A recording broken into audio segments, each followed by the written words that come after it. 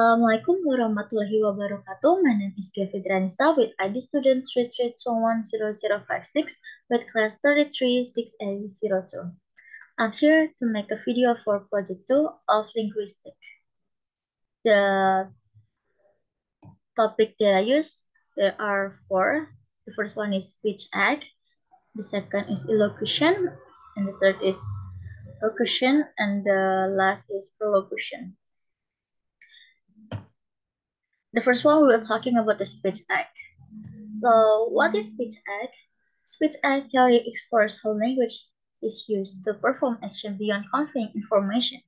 It focuses on the pragmatic aspect of communication, emphasizing that utterances serve various purposes beyond their literal meanings. Or the study of an utterance meaning and function or speech act helps to make clear that what the speaker is doing. According to earlier research, a speech act is any activity that is taken when producing an utterance by Dell and Sembiring 2018. And according to Ariani 2017, another study, speech acts are defined as action performed via utterances. Direct and indirect speech are two categories into which speech act can be separated. The conventional relationship between sentence types and speech acts is used by direct speech act by Andawi and Wajiana 2019 and Fitriana 2013. And also according to G. Searle by 1969, page 21, the speech act is the basic unit of communication. Speech act theory focuses on the function of language and asks questions about what individuals do with their words. It is believed that to say something might also mean to do something, leading the conclusion that when speaking, one can engage in three simultaneous acts: location, location, and location. It also will talking about the usage of speech act. The usage of speech act in the movie is highly used because it is again a kind of representation of what happens naturally in the common day-to-day life, according by D. Alan Kors, 2000, page 331, where he also stated that the speech act perform particular kinds of action, according to speech act theory, which come from Austin, 1962. People make an utterance not only to say it, but to have an intention towards the hearers. Many linguistic theories are based on some rather basic presumption about human language, such as the idea that language may be defined as a collection of true sentences, or that is nothing more than a combination of sound and meaning. And this is the example of speech act. The first one, they are asserting. Asserting is stating a fact or expressing a belief, like the sun rises in the east and the sun goes down in the west. And the next is requesting, seeking information or action. For example, could you close this all? Or could you turn off the TV? Or could you shut down the window? And etc. And the third is promising. Committing a future action, for example, is like I'll be there on time, or I'll be graduating in 2014, 2024, or 2040, or 2015, 25, sorry. And the fourth is apologizing. Acknowledging an error, for example, I'm sorry for the inconvenience. And the last is ordering, giving a command. For example, close the door, turn off the TV, turn off the lamp, or turn off your phone. And the next is we're talking about the elocution. So what is elocution? Elocutionary acts refers to the intended meaning behind the speaker's utterance. They go beyond the literal content of the words and focus on the speaker's communicative purpose. So by J. Searle at 1969, page 42, state that elocutionary acts are typically carried out by the uttering of sounds or the creation of markings. Elocutionary force is another name for elocutionary act. Force is the key component of an elocutionary act. when a speaker performs an illocutionary act, the act is evaluated in relation to the importance of the utterance within a traditional social interaction system. Acts like asking for something, offering assistance, expressing dislikes, regulating, displaying confusion, expressing anger, disbelieving, asserting, providing clarification, diffusing, displaying curiosity, appearing bored, displaying worries, suggesting, admitting, and commending are examples of illocution which are defined by social convention. An illocutionary act is an action taken for the benefit of the listener or the speaker. But early investigation found that an illocutionary act is the act of expressing anything by Mayuk and Hassan 2021. Another term for an illocutionary conduct is an invert level. The communicative aspect of an utterance is used to carry out the illocutionary act, which is the speaker's intended meaning by Mary Binning et al. By 2018 and Toder 2019. The act of performing an illocution is known as a illocutionary act by Arawati and Solibra 2017 and Magomed Khan and Sawadou for 2021.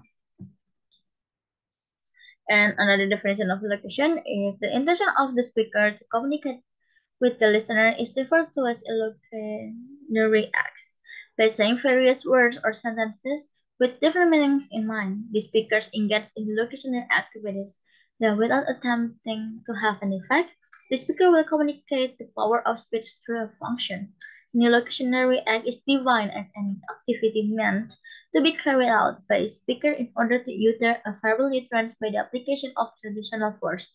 According to Austin and Huang, 2007, page 102, and additionally, Yu and 1998, page 48, claimed in his book that an utterance expressive entity performs illocutionary activities. Simply put, when the speaker speaks, his or her speech has significance. The word of an illocutionary act is essentially determined by the speaker's aim, according to the previous standing. In essence, Austin and Searle developed the same concept of illusionary acts. Social norms such as apologizing, grumbling, congratulating, welcoming, offering praises, promising, proposing marriage, adjusting, thanking, predicting, warning, and so forth describe illusionary activities. And there are 5 classifications of illocutionary. The first one is the delegates, the relative or representative statements obligate the speakers or to differing degrees. The second is instruction directive, attempts to nudge the listener in a particular direction by employing this type of illocutionary conduct.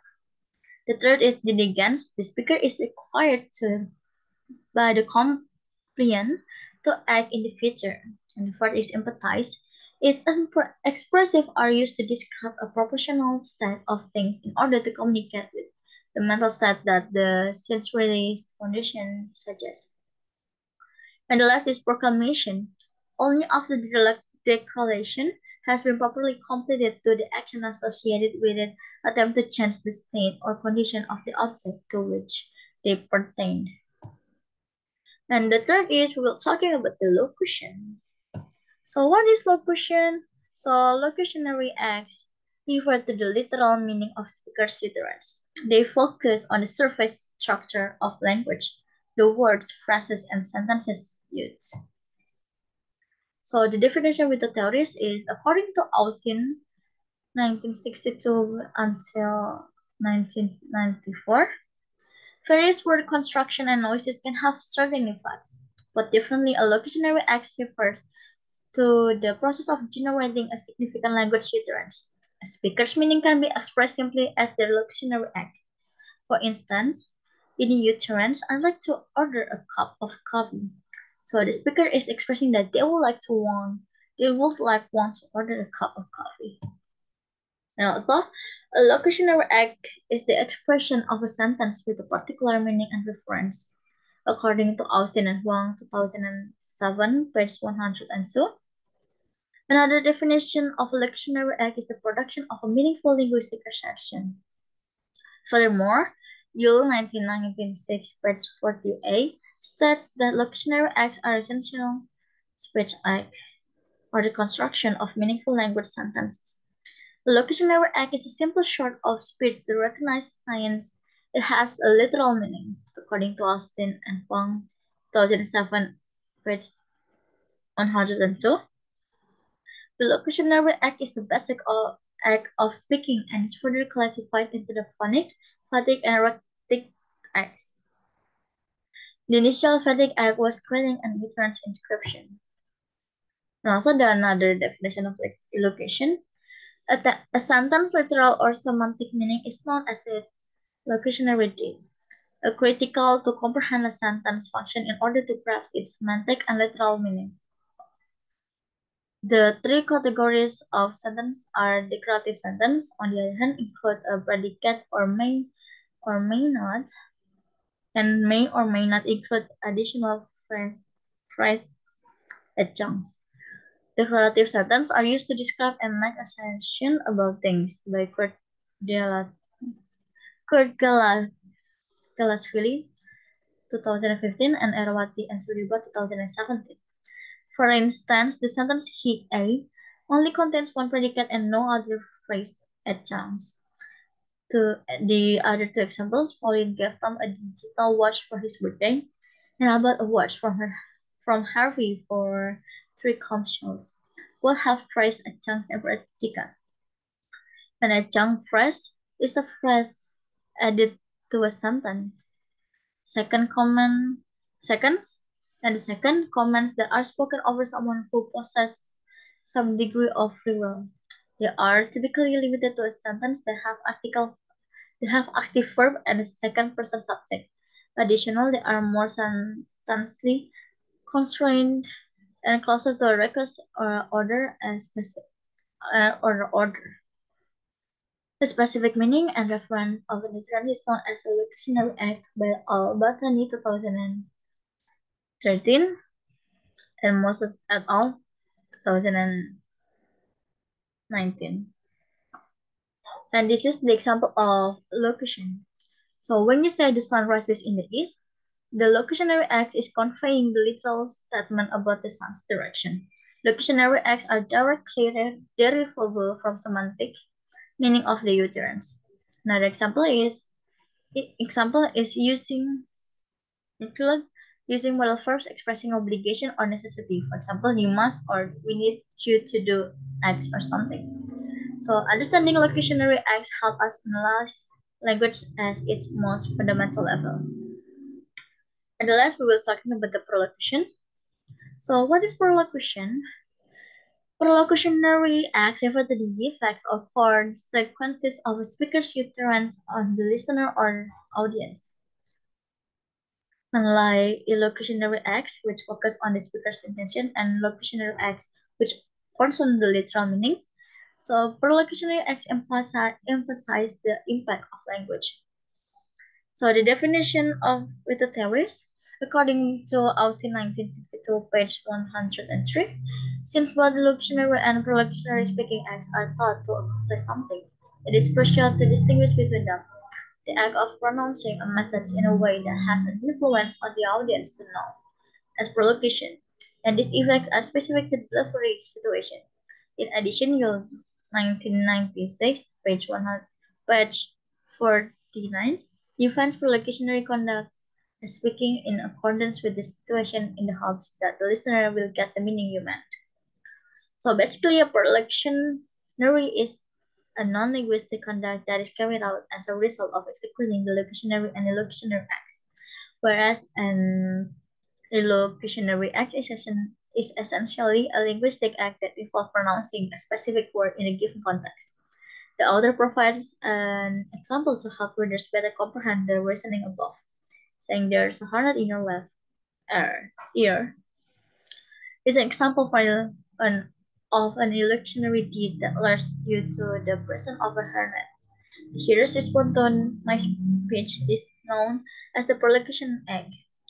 The hearer can get terrified, scream, and start frantically stretching at your ear. The, the prolongation of my utterance or the prolongatory act performed by making the utterance is what is causing these feelings and behaviors of yours. And the example of prolongation. So the example is when the speaker says, "Your presentation was impressive." The prolongationary act is to evoke a positive emotional response to the listener. To understanding prolongationary acts, help us analyze how language influences emotion, beliefs, and behavior. They propose a new way to categorize established definition of explanation based on these speech acts principles. Prolocutionary acts often involve subjective judgment, making it challenging to assess explanation objectively before the listener receives them. Existing legal systems tend to prefer explanation based on illusionary acts. The exact meaning of explanation may vary based on the context, for example, education and law. Thank you so much. And this is the references that I use. You can see it. And thank you so much for listening. I'm sorry if I made a lot of mistakes or a bad pronunciation. Hope you understand it. Assalamualaikum warahmatullahi wabarakatuh.